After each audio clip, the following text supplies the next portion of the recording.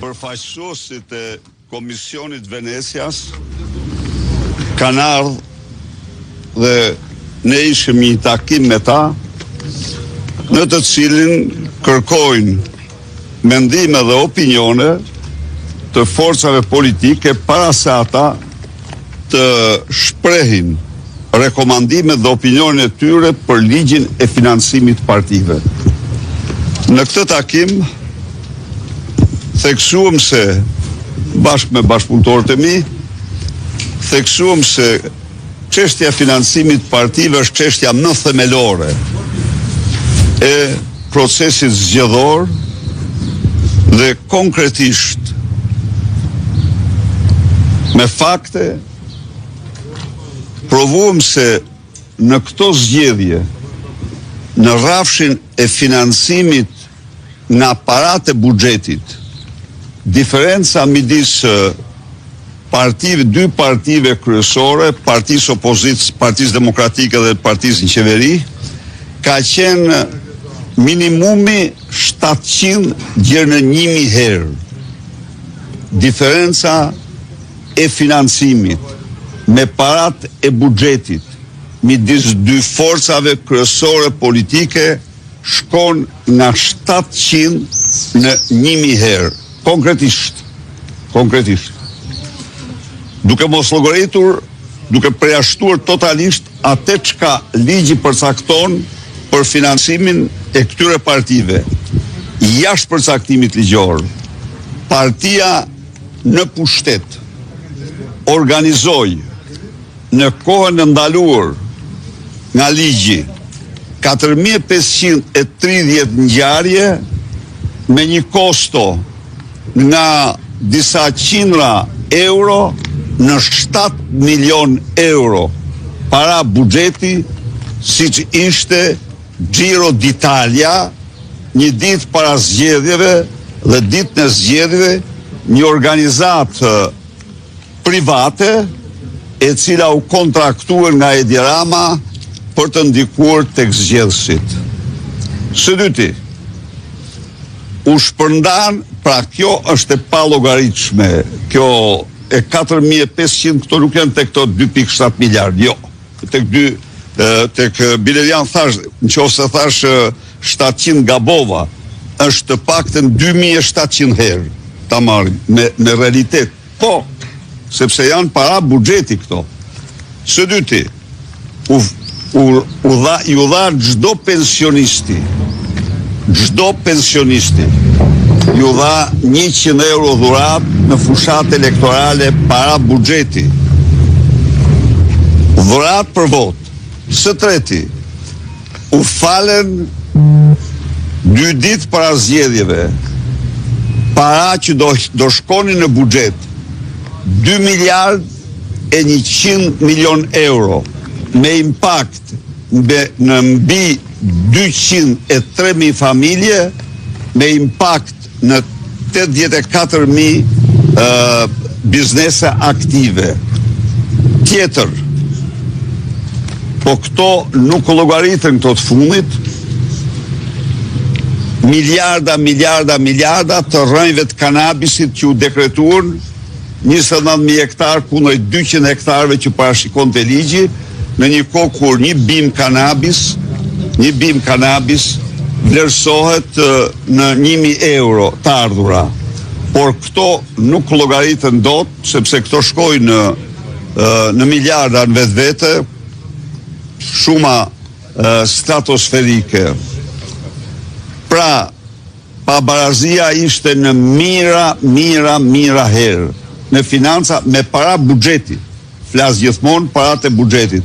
Shto këtu edhe mbi 500 milion prokurime të ndaluara me ligj gjatë fushatës elektorale. Për të gjitha këto farsa ishte më shëmtuara që kanë parë ndonjëherë. Nuk është vetëm ky problemi. Problem tjetër kaq themelor është armiqësia e institucioneve ndaj opozitës. Është shkalla ekstreme e politizimit të KQZ-s dhe skapit të partisë. Pra, problemi është ligji shkelet, po kush nxjerr përgjegjësitë? Mund të them se nga 43 dosje të dërguara të shqyrtuara, vetëm një penalizim, që të gjitha tjerat amnisti nga skapi partisë, duke u dëshmuar kështu një problem madhor për pluralizmin politik dhe demokracinë. Dhe ne shpreh mendimin tonë se është domosdoshme që institucionet e shqyrtimit të ankesave, e vlerësimit të ankesave të kenë një lloj pavarësie dhe objektiviteti, besnikërie ndaj ligjit. Mendoj se takimi ishte shumë i mirë, natyrisht këta zotëri dhe zonjë kanë ardhur të marrin mendimet e partive politike për dhënë rekomandimet të cilat kanë qenë gjithnjë jashtëzakonisht të dobishme, por janë hedhur gjithnjë poshtë nga qeveria. Mos harroni pak simbolin e refraktaritetit të organizatës kriminale me në krye Edi Ramën në rastin e Olta Xhashkës, e cila është një mekatare e jashtëzakonshme. Ju them unë ju, po, nuk e dini ju. Nuk e dini që është Olta. Olta përfaqëson një lubi në vetvete, madje ka rrezik që ja kanë lakmi njëra tjetrës. Ka rrezik. I hapur për pyetje.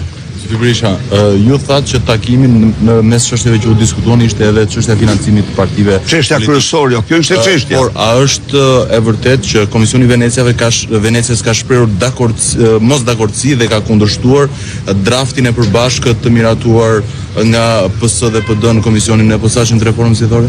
Unë nuk di të ketë asnjë draft të përbashkët. Draft ka. Jo të miratuar. Drafti propozuar që ka kundërshtuar SB-ja. Praktikisht nuk ka akoma opinion e Komisionit Venecias në lidhje me draftin. Ka një draft të OSBE-Odirit, i cili ka një opinion të OSBE-Odirit, i cili është pjesë e punës që do bëjë komisioni për të çuar më tej ligjin e financimit të partive politike, por Komisioni i Venecias shpreh në datë 13 qershor. Pra, di që Odir ka sjell rekomandime, do të thosha të shkëlqyera. I mbështesin ato rekomandime? Plotësisht.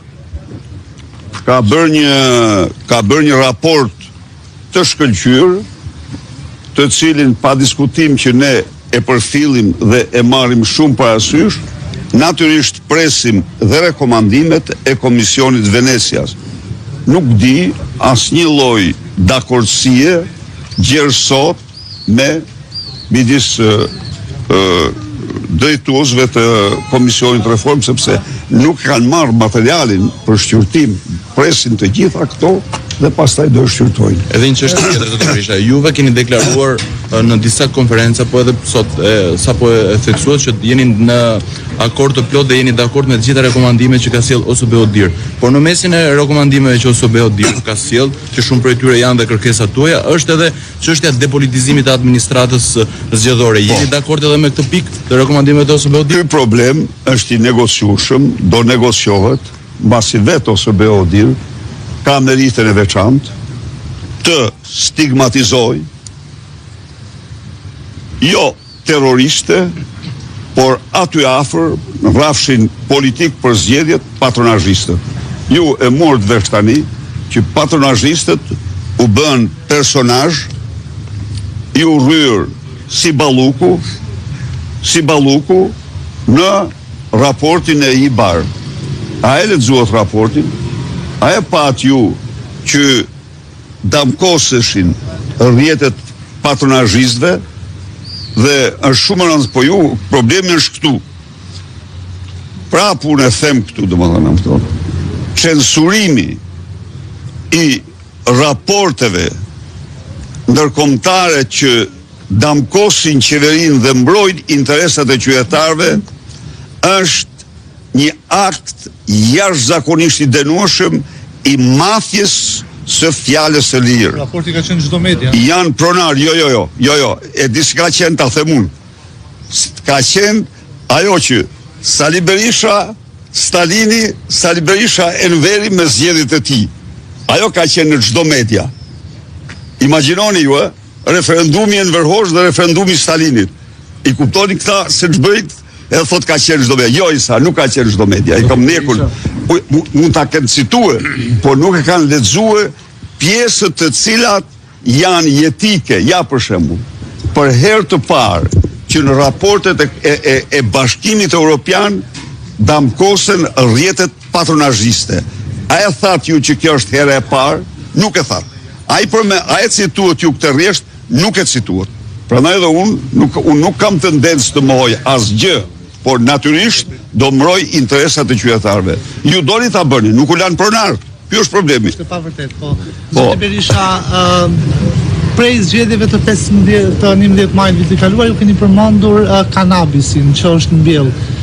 Tani duke qenë se kanë kaluar më shumë se një vit, hashashi ku është? Hashashi, shko te kullat. Shif kullat, aty e ke. Hashash dhe kokainë se ke në kullar, buridhë. E ke aksionerësh, a e din ti, njerëzit rëndom thonë që kjo është kulla e Diram, këtë e në katet e Diram, këtë e në katet e Olsiram, unë sem as kadasash, po ku e ke atë në kulla, po si po rritën kullat, më thujti mua, pse po shpërndajnë qytetet tjera, këto janë. Zoti Berisha, partitë politike janë përfitueset e fondeve publike. A jeni ju dakord që partitë politike të auditojnë nga kontrolli i lartë i shtetit, pasi një problematikë e përmendur nga KQZ-ja ka qenë për faktin se Komisioni Qendror i Zgjedhjeve auditon ose verifikon vetëm raportet që ju i dërgoni në fund. Praktikisht një nga problemet kryesore me kontrollin e lartë shtetit ka qenë pikërisht kërkesa kontrollit lartë shtetit që të shfuqizonte detyrimin që kishte kontrolli lartë shtetit të bënte auditimin e financave të partive diku në vitin 2002. Dhe ky vendim i gjykatës kushtetuese shumë specifik e ka detyruar Parlamentin e Shqipërisë që nga viti 2008-2010 që t'i japi detyrën Komisionit Qendror të Zgjedhjeve. Sigurisht Komisioni Qendror i Zgjedhjeve nuk mund të fshihet pas pretendimeve për pamundësi, hapësirat dhe mundësitë me ligj apo me financa Parlamenti ja ka dhënë, por mbetet fakti që nga aq qindra denoncime që shkuan në Komisionin Qendror të Zgjedhjeve, në fund fare rezultoi vetëm një gjop me vlerën 30 euro. Kjo është e vërteta. Pra, nëse ka një sistem financimi të paligjshëm që duhet ndëshkuar, duhet ketë dhe një sistem efikas ndëshkimi i cili nuk është. Ajo që ne mendojmë se është e domosdoshme, klauzolat e anullimit të zgjedhjeve. I vendosi Franca pas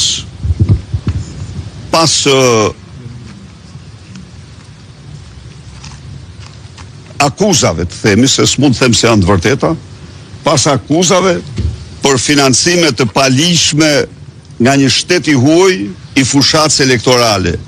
Këshilli i shtetit, që është, si të thuar, gjykata kushtetuese e Francës, rekomandoi gjykatësit që në raste si këto të ngjashme të urdhroj anullimin e zgjedhjeve.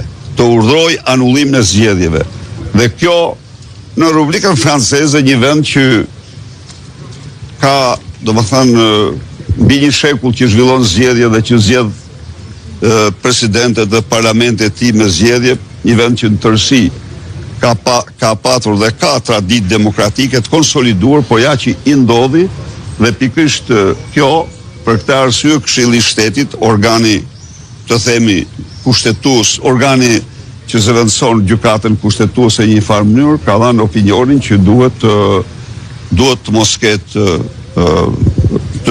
duhet që të shkohet drejt anullimit të zgjedhjeve. Tani imagjinoni ju këtu, a mund të imagjinoni ju Altin Troplinin të urdhroj anullim zgjedhjesh për Edi Ramën? Këta janë të lidhur në krime. Këta janë zinxhir. dhe ndaj dhe shkojnë 23 ankesa pranon, si të është penalizon vetëm në një rast. E kuptoni ju, asnjë, rreth 1%. Turpi madh, është e pa konceptueshme kjo.